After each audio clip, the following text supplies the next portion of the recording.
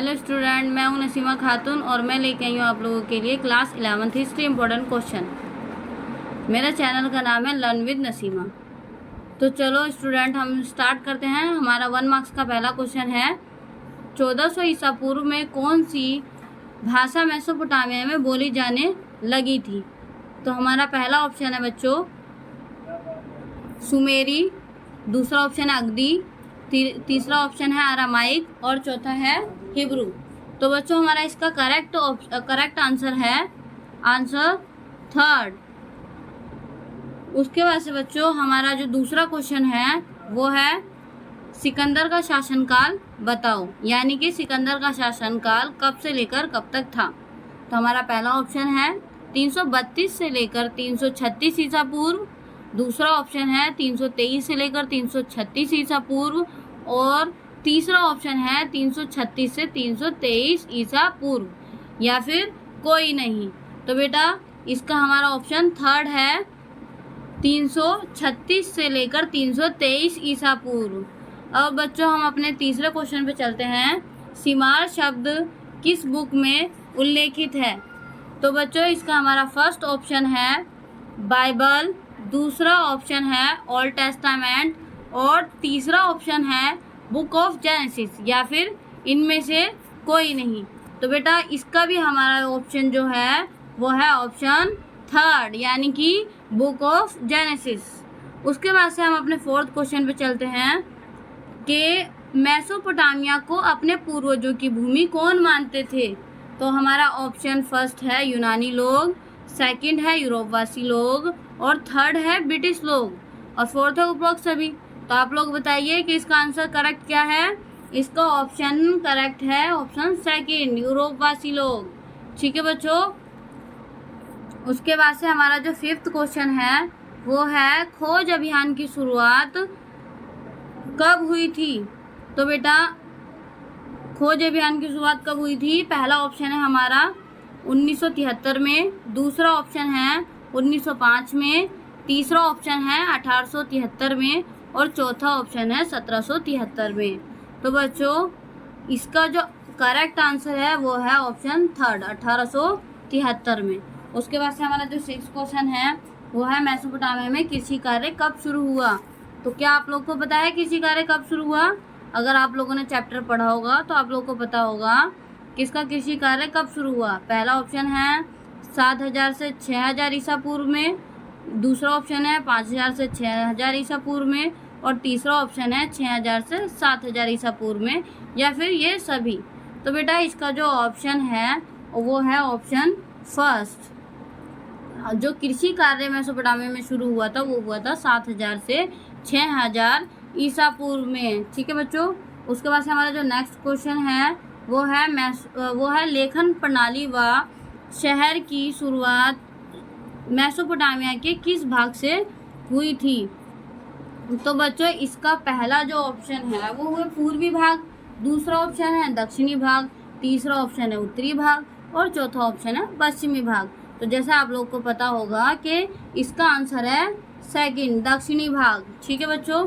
उसके बाद से आते हैं हम अपने 8th क्वेश्चन पे। मेसोपोटामिया में कौन सी फसलें उगाई जाती थी?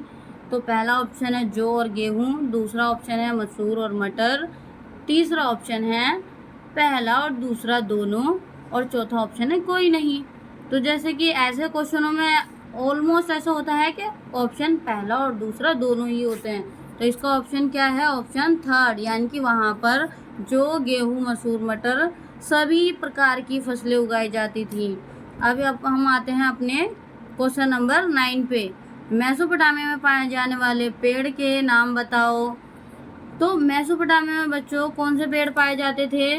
नीम या खजूर, या फिर सेकंड ऑप्शन है हमारा खजूर पॉपुलर, थर्ड ऑप्शन है पॉपुलर नीम और फोर्थ ऑप्शन है उपरोक्त सभी। तो वहाँ पर कौन से पेड़ उगाए जाते थे बेटा? तो वहाँ पर पाए जाने वाले जो पेड़ थे बेटा वो थे खजूर और पॉपुलर, यानी कि ऑप्शन नंबर सेकंड। उसके बाद से हमारा जो 10 क्वेश्चन है वो है पशुपालन से क्या क्या प्राप्त होता है? तो जैसे कि आप सभी को पता होगा, आप लोगों ने देखा भी होगा कि हमें पशुओं से क्या क्या मिलता है? दूध, दही, ऊन, मांस, यही सारी चीज़ें तो हमें मिलती है। और ऑप्शन है हमारा दूध, ऊन, मांस और उपरोक्त सभी। तो इसका आंसर तो बहुत इजी है, उपरोक्त सभी। उसके बाद से हम अपने नेक्स्ट क्वेश्चन पे चलते हैं। कांस्य युग कौन सी ईसा पूर्व को कहते हैं? तो बच्चों कांस्य युग आप लोगों ने पढ़ा है फर्स्ट चैप्टर में, कांस्य युग किसको कहते हैं? तो ऑप्शन पे हम चलते हैं अपने। ऑप्शन फर्स्ट है 1000 ईसा पूर्व, ऑप्शन सेकंड है 2000 ईसा पूर्व और ऑप्शन थर्ड है 3000 ईसा पूर्व, या फिर इनमें से कोई नहीं। तो बेटा इसका जो आंसर है वो है आंसर फर्स्ट, यानी कि 1000 ईसा पूर्व को क्या कहते हैं? हम कांस्य युग कहते हैं। उसके बाद से जो हमारा 12 क्वेश्चन है वो है वार्का शीर्ष लगभग कितना पुराना है? तो बच्चों कितना पुराना है आप लोग बताओ। पहला ऑप्शन है 1000 ईसा पूर्व, दूसरा ऑप्शन है 2000 ईसा पूर्व और तीसरा ऑप्शन है 3000 ईसा पूर्व और चौथा ऑप्शन है कोई नहीं। तो बेटा बताओ कौन सा है इसका आंसर? तो इसका जो ऑप्शन करेक्ट है वो है ऑप्शन थर्ड, 3000 ईसा पूर्व। ओके, तो वार्का शीर्ष लगभग कितना पुराना है? 3000 ईसा पूर्व पुराना है। उसके बाद से हमारा जो 13 क्वेश्चन है वो है मेसोपोटामिया किन देशों से व्यापार करता था? तो अगर आप लोगों ने पढ़ा होगा तो ईरान से करता था, खाड़ी के पार के देशों से करता था, या तुर्की से करता था, या उपरोक्त सभी। तो बच्चों इसका जो आंसर है वो है उपरोक्त सभी। ओके, उसके बाद से हम अपने क्वेश्चन नंबर 14 पे चलते हैं। 14 नंबर जो क्वेश्चन है वो हमारा मेसोपोटामिया के लोग किन चीज़ों का आयात करते थे? तो बेटा पहला ऑप्शन है रागा, दूसरा टीन, तीसरा कांसा और चौथा खनिज। तो ये जो इसका जो हमारा करेक्ट ऑप्शन है बच्चों वो क्या है? Second option. मेसोपोटामिया के लोग टीन का आयात करते थे। किसका आयात करते थे? टीन का। उसके बाद से आते हैं हम अपने 15 क्वेश्चन पर। मेसोपोटामिया के लोग किस परिवहन को अच्छा मानते थे? यानी कि परिवहन का मतलब होता है कि जो आयात निर्यात होता है, जो वस्तुओं का लाना ले जाना होता है बेटा, वो किससे करना पसंद करते थे? सड़क परिवहन से, जल परिवहन से, वायु परिवहन से, या इनमें से कोई नहीं। तो बेटा जो इसका जो ऑप्शन है वो भी क्या है? सेकंड ऑप्शन है। ठीक है, यानी कि जल परिवहन से। जल परिवहन क्यों पसंद करते हैं? क्योंकि बच्चे ये क्या होता है? सस्ता होता है। ठीक है, इसमें ज़्यादा खर्चा नहीं लगता। उसके बाद से जो हमारा क्वेश्चन है 16, मेसोपोटामिया में मिली पहली पट्टिका कितनी पुरानी थी? तो बच्चों इसका जो फर्स्ट ऑप्शन है वो क्या है? 3000 ईसा पूर्व, या फिर सेकंड ऑप्शन है 2800 ईसा पूर्व, थर्ड ऑप्शन है 3200 ईसा पूर्व और फोर्थ ऑप्शन है 5000 ईसा पूर्व। तो बच्चों इसका जो करेक्ट आंसर है वो है ऑप्शन थर्ड, यानी कि 3200 ईसा पूर्व। उसके बाद से हम चलते हैं अपने क्वेश्चन नंबर 17 पे। 3000 ईसा पूर्व में उरुक नगर कितने हेक्टेयर में बसा हुआ था? उरुक नगर बेटा मेसोपोटामिया का एक नगर है। ये कितने हिस्सों में बटा हुआ था बच्चों? कितने हेक्टेयर में बसा हुआ था? सॉरी, कितने हेक्टेयर में बसा हुआ था? तो इसका फर्स्ट ऑप्शन है 10 हेक्टेयर, सेकंड ऑप्शन है 200 हेक्टेयर और थर्ड ऑप्शन है 400 हेक्टेयर और फोर्थ ऑप्शन क्या है बच्चों? 250 हेक्टेयर।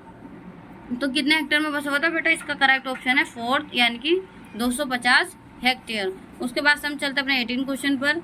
मेसोपोटामिया के लोगों को मजदूरी के रूप में क्या क्या मिलता था? क्या क्या मिलता था बेटा? जो काम करते थे उसके बदले में, जैसे कि आज हम काम करते तो हमें क्या मिलता है? उसके बदले में पैसे मिलते हैं। ऐसे पहले मेसोपोटामिया के लोग जो काम करते तो उनको क्या मिलता था? तो तेल मिलता था, कपड़ा मिलता था, या अनाज मिलता था, या ये सारी चीज़ें ही उनको मजदूरी के रूप में मिलती थी। तो जो इसका करेक्ट आंसर है वो है ऑप्शन 4, यानी कि उनको मजदूरी के रूप में ये सारी चीज़ें दी जाती थी। ठीक है बच्चों, उसके बाद से हम चलते हैं अपने 19 क्वेश्चन पे। 1900 क्वेश्चन पे क्वेश्चन है हमारा, उरुक नगर को क्या कहकर पुकारा जाता था? पहला ऑप्शन है गांव, दूसरा कस्बा, तीसरा शहर और चौथा है सुदूर देश। तो बेटा आप लोग को पता ही होगा कि मेसोपोटामिया के जो हमारा उरुक नगर है उसको हम क्या बोलते थे? शहर बोलते थे। क्या बोलते थे? शहर बोलकर पुकारा करते थे। उसके बाद से हमारा जो लास्ट एंड जो 20वां क्वेश्चन है वो है एनमार्क ने दूध को कहाँ भेजा था? तो इस क्वेश्चन को तो आप सभी बहुत अच्छे से जानते होंगे।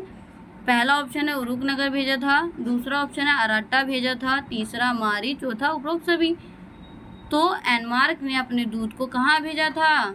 अरट्टा भेजा था। कहाँ भेजा था बच्चों? ऑप्शन सेकंड, अरट्टा भेजा था। बच्चों अब हमारे जो 1 मार्क्स के क्वेश्चन हैं वो कंप्लीट हो चुके हैं और मैं कोशिश करूँगी कि मैं और क्वेश्चन लेके आऊँ आप लोगों के लिए, ताकि आप लोगों का मिड टर्म का एग्ज़ाम बहुत अच्छा जाए। प्लीज़ बच्चों लाइक एंड सब्सक्राइब करो मेरे चैनल को, कमेंट्स करो और आप लोग कमेंट्स में मुझे बताओ कि मेरी पहली वीडियो आप लोग को कैसी लगी। Thanks to watching my channel learn with Naseema.